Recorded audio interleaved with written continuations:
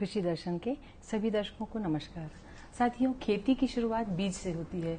बीज कहने को एक बहुत छोटी सी चीज है, नन्ही सी जान है, लेकिन एक बीज में 1000 बीज पैदा करने की क्षमता होती है। बीज के अंदर एक संपूर्ण स्वस्थ पौधा छुपा होता है। न केवल पौधा, बल्कि उस पौधे को बढ़ने के लिए उसके प्रारंभिक पोषण का भी सामान उसमें छुपा होता है। यदि अनुकूल परिस्थितियां मिले तो एक बीज पौध में और पौध पौधा में और फिर लहलहाती फसल में परिवर्तित हो जाता है, जिससे हजारों बीज पैदा होते हैं। आपकी लहलहाती फसल तैयार होती है। आज हम इस विषय में चर्चा करेंगे कि बीज क्या है, बीज से पौध कैसा बनता है और पौध से पौधा कैसा बनता है, और कौन सी अनुकूल परिस्थितियां उन्हें देना आवश्यक है जिससे कि आपकी खेती लहलहा उठे। इस विषय में आपको जानकारी देने के लिए आज हमारे साथ हैं वरिष्ठ कृषि वैज्ञानिक डॉक्टर अमित त्रिपाठी जी। अमित त्रिपाठी जी न केवल भारत में बल्कि भारत से बाहर 20 देशों में घूमकर आपके लिए कृषि संबंधी जानकारियां उन्होंने एकत्रित की हैं। उससे आप पूरे देश के लोगों को लाभान्वित कर रहे हैं और आपको भी लाभान्वित करने के लिए आज वो हमारे बीच हैं जानकारी देने के लिए। आपका बहुत बहुत एक बार फिर स्वागत है सर। धन्यवाद। साथियों, आप इस विषय पहले जो हम बात करते हैं उस नन्ही सी जान की, जिसमें एक अपार भंडार छुपा हुआ है बीजों को पैदा करने का। क्या है बीज, क्या है पौध और क्या है पौधा? बहुत बहुत धन्यवाद आपको कि आज आपने हमें वापस दूरदर्शन के कृषि दर्शन के इस प्लेटफॉर्म पर इनवाइट किया है। जी। इतना सुंदर टॉपिक जो आपने निकाला है कि बीज, पौध और पौधा, जी जी, ये तीनों का एक क्रम आपस में किस तरीके से कनेक्टेड है, ये एक किसान, एक एग्रीकल्चरिस्ट से अच्छा और कोई जान नहीं सकता। जी।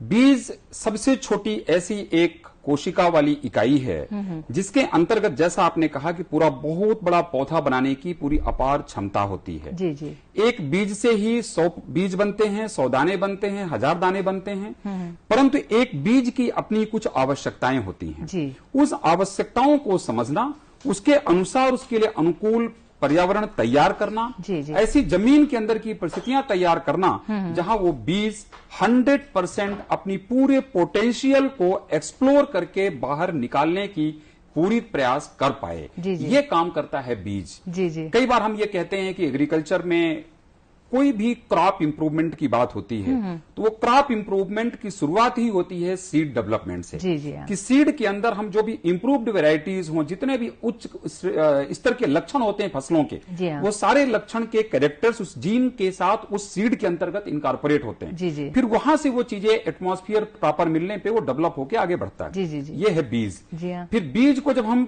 छोटे छोटे नन्हे नन्हे पौधों में कन्वर्ट करते हैं, उनको हम कहते हैं पौध, जिसको हम अंग्रेजी में कहते हैं सीडलिंग। जी जी। हमारे यहाँ थरहा लगाते हैं लोग, किसान भाई कहते हैं थरहा, राइट।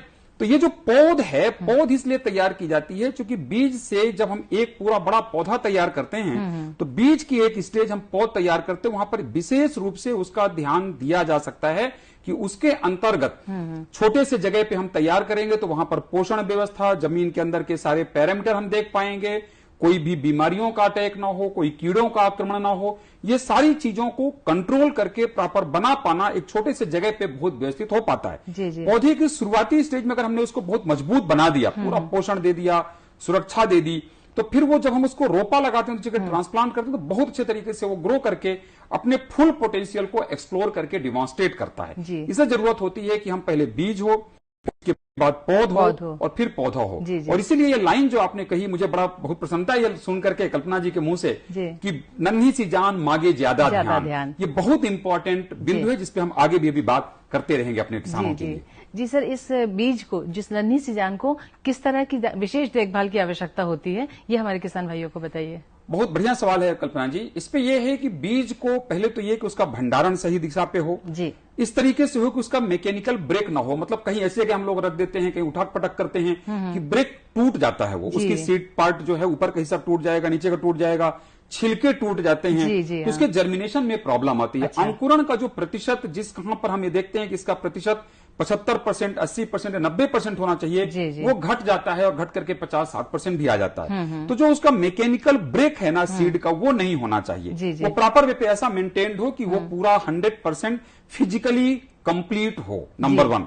सेकंड पार्ट ये है कि हम बीज को कई बार ये देखते हैं कि हमने बहुत लंबे टाइम तक पानी में छोड़ दिया, हाँ, तो वो सड़ जाता है। उसके अंदर का जो इंडोस्पर्म है, जहां से हम प्लूम्यूल और रेडिकल, मतलब दोनों का मूल और ऊपर का सूट दोनों जहां से तैयार होते हैं उस हिस्से पे प्रॉपर नरिशमेंट नहीं मिल पाता, बिकॉज वो रॉटिंग शुरू हो जाती है। जी हाँ जी। वो देखना है। तीसरा पार्ट हमको ये देखना है कि बीज छोटा सा पार्ट है, तो वहां पर हम पौध के कोई भी इस तरीके की व्यवस्थाएं करके रखें कि जहां पर हम फंजीसाइड का ट्रीटमेंट कर दें, इंसेक्टिसाइड के लिए ट्रीटमेंट कर दें, और साथ ही साथ पोषण के लिए कुछ ऐसे प्रोडक्ट होते हैं जिनसे हम उसको लेप लगा दें। तो जब पौधा शुरू में एक छोटा सा बीज जमीन पे जाएगा तो वो चारों तरफ जब उसके होना शुरू करेगा, चाहे वो मूल हो चाहे सूट हो, तो उसको इमीडिएट जो भोजन चाहिए, नरिशमेंट चाहिए, वो तुरंत उसके बाहर आवरण पे ही लगा हुआ पोषण और व्यवस्था उसे उसको मिल जाता है।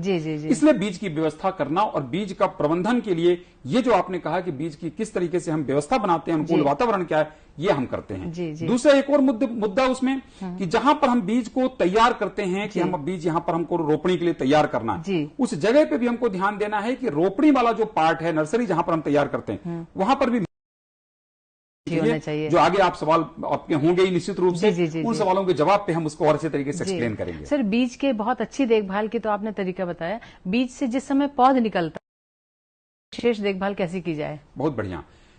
पौध जो है जिसको हम अंग्रेजी में नर्सरी कहते हैं और हमारे छत्तीसगढ़ में थरहा कथम, तो ये जो पार्ट है थरहा और नर्सरी, इसको आप ये मान करके चलिए कि जब ये नर्सरी 25 दिन का जैसे धान का समय चल रहा है, हाँ। तो 20 से 25 दिन का नर्सरी लोग तैयार करते हैं, फिर उसको अपरूट करते हैं, उखाड़ते हैं और दूसरे खेत में ट्रांसप्लांट करते हैं।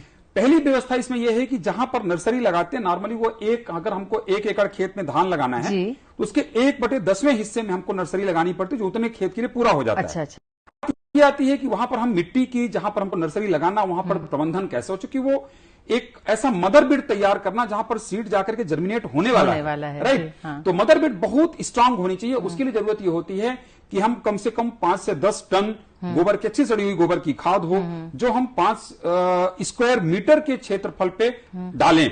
बाकी थोड़ा फर्टिलाइजर देना है, लेकिन फर्टिलाइजर में बेसल में मैं तो ये कहता हूं कि वहां पर हार्डली 100 ग्राम 150 ग्राम पर स्क्वायर मीटर के हिसाब से आप डीएपी डलवाइए, बहुत कम मात्रा में डलवाइए। पर एफवाईएम और बाकी कुछ चीजें ऐसी हैं जैसे माइयो कार्बन है, बैक्टीफॉज है, साइटोलाइज, इनको आप जमीन पे डलवाइए। ये आपके पौधे को, नर्सरी बेड को बहुत अच्छे तरीके से तैयार करके देंगे। बेड अच्छा है नर्सरी का, तो आप ये मान चलिए कि जो पौध तैयार होगी ना, वो पूरी ओजस्वी होगी। 100% उसके पौधे, जब वो मेन प्लाट पे आप ट्रांसप्लांट करवाएंगे, रोपा लगाएंगे, तो वो पौधे के अंदर पूरी वो क्षमता होगी, जो क्षमता की कल्पना, जो क्षमता की उम्मीद आप करते हैं। इस तरीके से उसका मिट्टी का प्रबंधन करना चाहिए। सर, एक बीज से अच्छा पौध निकले, जरूरी है कि बीज का पहले उपचार किया जाए। क्यों जरूरी है और कैसे किया जाए उपचार? उसके 3 प्रमुख एस्पेक्ट हैं, यानी 3 प्रमुख आयाम है। पहला आयाम है कि न्यूट्रिशन वाला, कि बीज को जब वो अंकुरित होता है तो उसको तुरंत न्यूट्रिशन चाहिए होता है, क्योंकि तब तक वो सुसुप्तावस्था में रहता है बीज भी एक दाना है और नॉर्मल भी एक दाना, पर वो दाना तब तक डोरमेंट स्टेज में है। जैसे वो एक्टिव होकर के वाइब्रेशन के बाद एक्टिवेशन फेज में आता है, तो उसको इमीडिएट चाहिए होता है पोषण।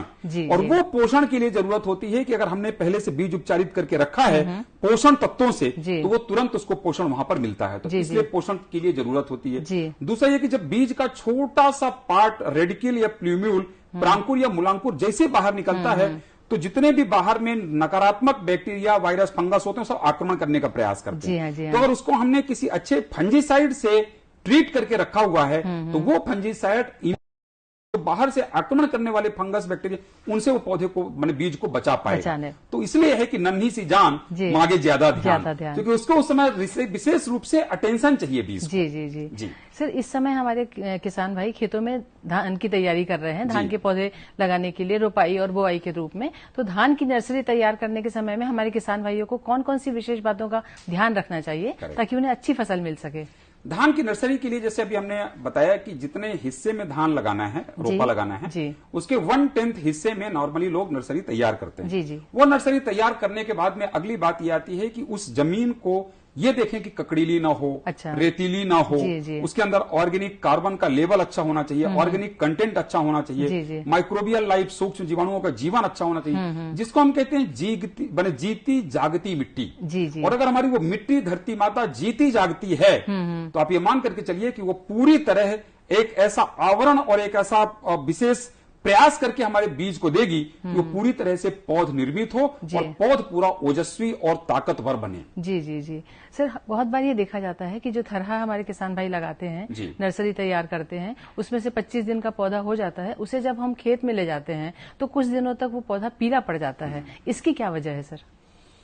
इसकी प्रमुख वजह यह है कि जब हम 25 दिन तक कोई भी बीज को एक जगह लगाते हैं और वो पौध तैयार होता है, जी जी 25 दिन तक वो पौध कुछ न कुछ भोजन लेने के लिए उसकी secondary root, tertiary root hairs होते हैं जो जमीन के अंदर अपने आप को स्टेब्लिश करके रखते हैं और वहां से अपना न्यूट्रिशन खींचते रहते हैं। जी जी कितना भी सावधानी से लोग अगर वो पौध को उखाड़ेंगे जी जी तो पक्का है कि कुछ न कुछ उसके सीड हेयर्स जो हैं, root hairs, secondary tertiary roots, ये ब्रेक होंगे, टूट जाएंगे। जी जब वो टूट जाएंगे तो चूंकि उसकी एक पोषण लेने की व्यवस्था बन चुकी थी जी और वो अचानक ब्रेक होती है, उसके बाद जब हम उसको दूसरे खेत में ले आकर के ट्रांसप्लांट करते हैं, रोपा करते हैं, तो वहां पर फिर से उसको अपनी जड़ें जमाने में समय लगता है। लोग कहते हैं सामान्य चीजों में भी कि भाई जड़ें जमाने में समय लगता है, तो उसको भी अपनी सेकेंडरी रूट डेवलप करना, टर्सरी रूट को स्टेब्लिश करना और रूट हेयर्स को प्रॉपर डेवलप करना, ये पूरा जो क्लाइमेट है राइजोस्फीयर के अंदर, ये बनाने में उसको समय लगता है। तब तक वो पूरा नरिशमेंट प्रॉपर नहीं है और 15 दिन तक पौधा पीला रहता है। जी जी। और उसके लिए व्यवस्थाएं हैं कल्पना जी। जी। ये एक समय था जिस समय पर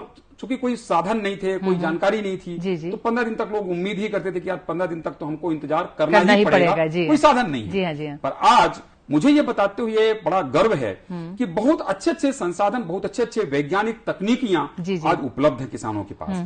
जैसे एक पार्ट है कि जब नर्सरी का बेड तैयार करते हैं वहां पर और जब मेन प्लॉट को तैयार करते हैं वहां पर केवल खाद के भरोसे किसान ना बैठें। अच्छा। आदरणीय प्रधानमंत्री जी का कोई उद्बोधन सुनिए, हर उद्बोधन में प्रधानमंत्री जी ये बात कहते हैं कि हमारी धरती माता आज बिना आवाज के और बिना आंसू के रो रही है। सही बात। इस बात को लेकर के, उनके दर्द को समझ करके, उनके पीछे वैज्ञानिक तथ्य हैं जिस बात को वो ऐसे व्यक्त करते हैं। जी। मेरा ये कहना है कि आप मिट्टी के अंदर रासायनिक उर्वरकों को कम करके उसकी जगह ये दीजिए जो मिट्टी की कंप्लीट एटमॉस्फेयर को, कंप्लीट राइजोस्फीयर को एकदम स्वस्थ बनाए। जैसे साइटोलाइजर हमने बताया आपको, वो डलवाइए आप, माइयो कार्बन डलवाइए, बैक्टीरियोफोज डलवाइए। ऐसी चीजें लेने के बाद मिट्टी पूरी जीवंत हो उठती है, उसके अंदर एक ऐसी जान आ जाती है, मिट्टी लहलहाती है। और उसके बाद जब आप उसको मेन प्लॉट पे ट्रांसप्लांट करते हैं तो उस प्रकार उस समय पर यह है कि 15 दिन तक पीला ना पड़े, उसकी व्यवस्था के लिए साइटोलाइजर लिक्विड आता है जो 50 मिलीलीटर 2 लीटर पानी में घोल बना करके बड़ा ऐसा भगोने में रख लें पानी। और जब उसका थरहा निकालते हैं, गांची बनाते हैं उसको, हमने देखा छत्तीसगढ़ में, तो गांची को 5 से 10 मिनट के लिए वो पानी में डुबो दें।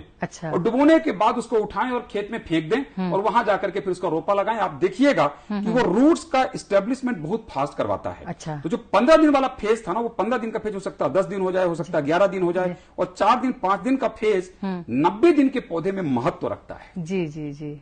ये व्यवस्था करना है। जी सर, आपने बहुत अच्छी बात बताई। एक चीज और कि जब जो नर्सरी तैयार करते हैं, सीड बेड तैयार करते हैं, उस मिट्टी में क्या कमी है, क्या और पोषक तत्व उसमें देना है, क्या जरूरी है और क्यों जरूरी है, कहाँ करवाएं? बहुत बढ़िया सवाल है ये आपका। मिट्टी परीक्षण तो 101% सभी किसानों को हर साल करवाना चाहिए। जी। आज अगर हमसे कोई पूछे कि नहीं ये इस फसल पे हम यूरिया, डीएपी, पोटास कितना डाल दें, तो हम ब्लाइंड रिकमेंडेशन ही करना बंद कर दिए। यही कहते हैं कि पहले आप परीक्षण करवाइए। हो सकता है आपकी मिट्टी के अंदर यूरिया की जरूरत ही ना हो, फास्फोरस की जरूरत कम हो, पोटास की जरूरत ज्यादा हो, तो मिट्टी परीक्षण तो अत्यंत आवश्यक है। पहले होता था कल्पना जी कि केवल नाइट्रोजन, फास्फोरस, पोटास के लिए करते थे। आज ऐसी ऐसी मशीनें आ गई हैं जो कई पैरामीटर्स को एक साथ करती हैं। अच्छा। पहले ये स्थिति ये होती थी कि मिट्टी परीक्षण के लिए लोग सैंपल भेजते थे, काफी लंबे दिनों के बाद रिजल्ट आते थे, तो लोगों को लगता था कि यार तब तक हमारी फसल आ गई, अब हमको उसका रिजल्ट नहीं आया, लेट आया, तो उतना उपयोगिता लोगों को नहीं मिल पाती थी। आज ऐसी चीजें आ गई हैं। साइटोलाइफ एक ऐसा ऑर्गेनाइजेशन है जिसके पास अमेरिकन टेक्नोलॉजी है, और साइटोलाइफ ने इतनी बढ़िया मशीनें लेकर के आए हैं कि खेत में वो मशीनें लगाते हैं मिट्टी में, और कंप्यूटर में सामने दिखाई देता है कि मिट्टी में नाइट्रोजन, फास्फोरस, पोटास का लेवल क्या है, इलेक्ट्रिकल कंडक्टिविटी क्या है, ऑर्गेनिक कार्बन क्या है, पीएच क्या है, टेम्परेचर क्या है, रिलेटिव ह्यूमिडिटी क्या है, ऐसे पैरामीटर एकदम स्पॉट पे दिखाई देते हैं। जी। सामने जब किसान देखता है और उसके बाद वो देख करके उसकी रिपोर्ट उसको मिलती है तो उसको बहुत अच्छा लगता है। मेरा ऑब्जर्वेशन ये है छत्तीसगढ़ के अंदर में कि न केवल पूरे भारत की बात कभी करें तो हर जगह भी हमने देखा है कि मिट्टी के अंदर लोग एनपीके के अलावा ऑर्गेनिक कंटेंट, ऑर्गेनिक कार्बन पे सोचते ही नहीं है। अच्छा। वो बहुत जरूरी है देना। मिट्टी के अंदर जीवित रखने के लिए बैक्टीरिया चाहिए होते हैं, लाभदायी सूक्ष्म जीवाणु, वो आज भूल चुके हैं लोग। जी जी। बैक्टी फौज जैसी चीजों की आज जरूरत है मिट्टी के जी अंदर जी जी। जो पूरा एकदम फौज की तरह जाकर के मिट्टी के अंदर एक जीवंतता पैदा करके देगा। इन चीजों की अत्यंत आवश्यकता है। तो मिट्टी परीक्षण 100% करवाना चाहिए। एक सवाल पे आपके एक छोटा सा उदाहरण मैं आपको दूं। अभी मैंने देखा कुछ जगहों पे जी, एक किसान भाई ने सवाल पूछा कि सर हमारी मिट्टी में हम पानी डालते हैं लेकिन पानी रुकता ही नहीं है। अच्छा। पानी मतलब वाटर होल्डिंग कैपेसिटी है ही नहीं। उसकी मिट्टी का जब परीक्षण करवाया तो पता चला वहां पर ऑर्गेनिक कार्बन का लेवल एकदम बहुत नीचे आ चुका है। अच्छा अच्छा। जब ऑर्गेनिक कार्बन नहीं होगा, ऑर्गेनिक कार्बन नहीं होगा तो मिट्टी के अंदर आपकी जल धारण की क्षमता ही नहीं रहेगी। जी हाँ। ऐसे बहुत सारी चीजें हैं जो मिट्टी परीक्षण से ही पता चलेंगी और किसान करने को तैयार हैं। मैं आज भी उन सभी अपने धरती पुत्रों का नमन करता हूं, सैल्यूट करता हूं, क्योंकि मैंने ये देखा है कि किसान करना चाहता है, उसके अंदर वो चाहत है और उनकी हैंड होल्डिंग जरूरी है, उनको सही जानकारी और सही संसाधन जरूरी है, जिसके लिए हम सब लोग मिलकर के काम कर रहे हैं। जी जी सर, आपने बहुत अच्छी बात बताई। अभी इन दिनों हमारे प्रधानमंत्री जी भी प्राकृतिक खेती को आगे बढ़ाने के लिए जोर दे रहे हैं और हमारे छत्तीसगढ़ में भी वर्मी कंपोस्ट को बनाया भी जा रहा है और बेचा भी जा रहा है, जिससे मिट्टी का स्वास्थ्य फिर से बढ़ सके। हमारे किसान भाई जब परीक्षण करवा लेते हैं तो उन्हें पोषक तत्व प्रबंधन फिर किस तरह से करना चाहिए? किन चीजों की कमी है? तो क्या वो सिर्फ रासायनिक खाद ही डालें या जैविक खाद, वर्मी खाद, इससे भी उसको स्वस्थ कर सकते हैं अपनी मिट्टी को? अब तो मैं ये कहता हूं इस चीज को लेकर के कि रासायनिक खाद अगर मिट्टी परीक्षण हो गया जी, और ये पता चलता है कि मिट्टी परीक्षण में नाइट्रोजन का लेवल जी एक स्तर से ऊपर है, जी हाँ जी, तो हम सीधे कहते हैं कि आप उसको माइक्रोग्राम पे तक मत जाइए। अगर आपको ये दिखाया गया लेवल की एक ऑप्टिमम लेवल से ऊपर है तो 25%, 15 से 25% तक आप कम कर लीजिए। अच्छा। और नॉर्मल वे पे हम ये कहते हैं, रिकमेंडेशन ही हमारा रहता है कि आप केमिकल फर्टिलाइजर को 15 से 20% तो पहले बार में आप कम करिए, उसके साथ में आप बायो फर्टिलाइजर डालिए, जैसे बैक्टी फौज इस्तेमाल करिए। उसका काम केवल इतना है कि जितना आपने, जैसे हमारे ICAR भारतीय कृषि अनुसंधान परिषद के आंकड़े ये कहते हैं मैडम जी जी, कि जितना भी फर्टिलाइजर किसान इस्तेमाल करते हैं उसका केवल 40 से 50% ही पौधा लेता है। अच्छा। और बाकी का जो है वो जमीन पे वेस्ट जाता है। जी जी। वो जो जमीन पे आपका केमिकल फर्टिलाइजर वेस्ट जा रहा है वो जाकर के शांत चुपचाप बैठा रहता है, ऐसा नहीं है। वो जमीन के अंदर खुराफाती करता है और वो खुराफात को रोकने के लिए बैक्टी फौज जैसी चीजें, जो फौज है वो बैक्टीरिया जमीन के अंदर जाकर के वो सारे माइक्रो न्यूट्रिएंट और मेगा न्यूट्रिएंट को वापस पौधे को अवेलेबल करवाने का काम करते हैं। जी, तो आप अपना केमिकल फर्टिलाइजर का डोज कम से कम 15 से 20% तो बड़े आराम से कम कर सकते हैं पहले बार में, और बैक्टी फौज को 500 ग्राम प्रति एकड़ के दर से इस्तेमाल उसके साथ मिलाकर के करिए। तो केमिकल फर्टिलाइजर कम करिए, ऑर्गेनिक कार्बन का लेवल बढ़ाइए, इलेक्ट्रिकल कंडक्टिविटी चेक करवा लीजिए कि कैसी है, उसको ठीक करिए। पीएच मान आपके मिट्टी का 6 से 7 होना चाहिए। अगर मिट्टी आपकी 7 से ज्यादा है तो आपको कम पीएच मान, तो उसको आपको नॉर्मल लाना है। इस तरीके से लोगों को व्यवस्था बनानी पड़ेगी मिट्टी के अंदर की, तो वो मिट्टी परीक्षण से ही पता चलेगा, लोग कर पाएंगे। जी सर, आपने बहुत अच्छी बात बताई, लेकिन ये है कि मिट्टी परीक्षण जो आप कह रहे हैं हमारे किसान भाई कहाँ करवाएं जाके उन्हें त्वरित परिणाम मिल सके?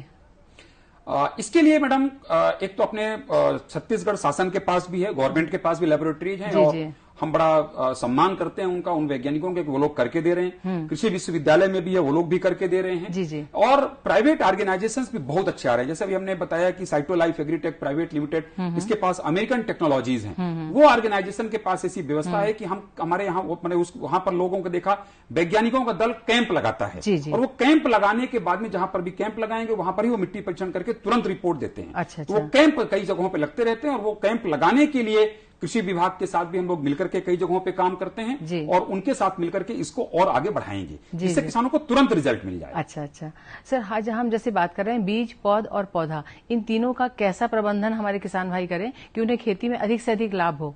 करेक्ट। ये तीनों चीजों के लिए एक आपस में कनेक्शन है। बीज है, फिर उससे पौध है, फिर पौधा है। अगर एक आदमी ये सोचे कि नहीं हमने बीज का प्रबंधन कमजोर कर देंगे, पौध को प्रबंधित कर लेंगे, तो वो नहीं होगा। फिर कोई सोचेंगे नहीं हमने पौध को भी प्रबंधित कर लेंगे लेकिन पौधा का प्रबंधन छोड़ देंगे, तो नहीं होगा। ये तारतम्य पूरा 90 दिन की फसल में पूरा करना पड़ेगा। क्योंकि कारण उसका यह है मैडम कि हम ये मानते हैं कि मनुष्य का औसत जीवन लाइफ एक्सपेक्टेंसी 70 साल है। 70 साल के जीवन में अगर मनुष्य 7 दिन बीमार पड़ जाए तो उसको 1 महीना लग जाता है वापस परफॉर्मेंस के ट्रैक पे आने के लिए। पौधा जिसका जीवन ही केवल 90 दिन है, और 90 दिन के जीवन के पौधे में अगर वो बेचारा 5 दिन 7 दिन किसी तनाव में आकर के बीत गया तो पूरे जीवन का 10% टाइम उसका खत्म हो गया। जी जी। क्या एक्सपेक्टेशन हम रखेंगे उससे उत्पादन की? जी जी। तो मेरा यही कहना है कि जैसा अपन ने बात किया कि बीज प्रबंधन के लिए बीज का उपचार करें, जहां पर बीज की बोनी करने जा रहे हैं उस मिट्टी का देखभाल करें, ककड़ीली ना हो, क्षारीय ना हो, अम्लीय ना हो, पीएच मान 6 से 7 होना चाहिए। उसके अंतर्गत नाइट्रोजन, फास्फोरस, पोटास और माइक्रोन्यूट्रिएंट का लेवल चेक करें, वहां पर प्रयास करें कि पोटेशियम थोड़ा अच्छा हो, फास्फोरस थोड़ा अच्छा हो, क्योंकि इनिशियल नरिशमेंट चाहिए पौधे को। जी जी। राइट। और उसके साथ में वहां पर हम ध्यान दें कि हम बैक्टीरियोफेज, माइओकार्बन, साइटोलाइजर जैसी चीजें दे करके मिट्टी का पुनर्जीवन पैकेज बनाए वहां पर व्यवस्था। फिर उसको जब हम मेन प्लॉट पे ले जाकर के ट्रांसप्लांट करते हैं तो ट्रांसप्लांट करने के टाइम पर भी हम ध्यान रखें खेत में पानी का बराबर हो, खेत में पानी अच्छा रहेगा। तो वहां पर इन चीजों को जब हम रोपित करेंगे और मिट्टी पे वहां पर भी हम ये डोजेस डालेंगे तो मेरा पूरा यकीन है कि वो पौधा बहुत स्वस्थ और बहुत अच्छा रहेगा। जी जी। डॉक्टर अमित त्रिपाठी, आप हमारे स्टूडियो में आए, आपने बहुत ही उपयोगी जानकारी दी। आपका बहुत बहुत धन्यवाद।